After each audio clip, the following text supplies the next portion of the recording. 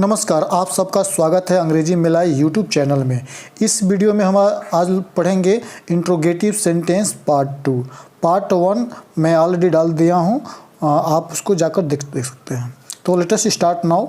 इसको कहते हैं हम WH, यह 9 होता है इसलिए इसको WH बोलते हैं। W से 8 होता है और H से 1 होता है, इसको इसलिए हम बोलते हैं WH। ओके, तो ये आपको अंग्रेजी में जो भी क्वेश्चन बोला जाता है उसको बोलने के लिए, इंग्लिश में क्वेश्चन पूछने के लिए आपको ये सारे जो इंट्रोगेटिव वर्ड्स हैं याद करना बहुत ज़रूरी है और आप इसको इजीली याद कर सकते हैं।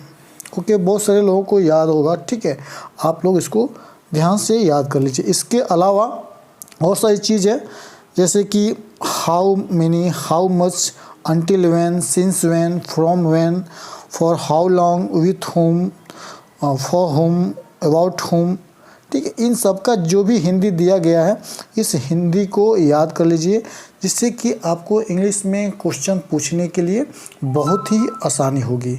इसलिए मैं आप लोगों से रिक्वेस्ट कर रहा हूँ कि इसको आप लोग याद कर लीजिए, क्योंकि जब आपको इंट्रोगेटिव सेंटेंस में पढ़ाऊँगा तो आप बिल्कुल ही खेल के और हंस के समझ जाएंगे।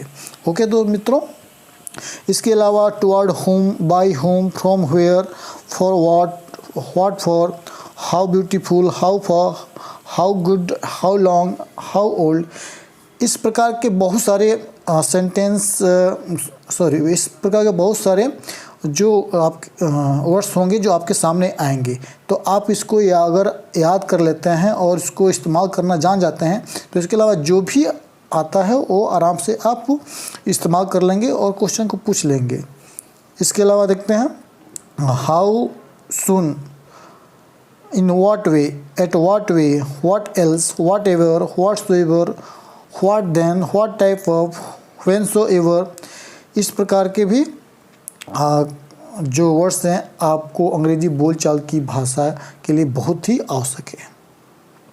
फिर देखते हैं कि which soever, which type, whoever, whosoever, why so, from which office, from whose office, with which way, toward which city, from which street, for which company, by which gun, in which class।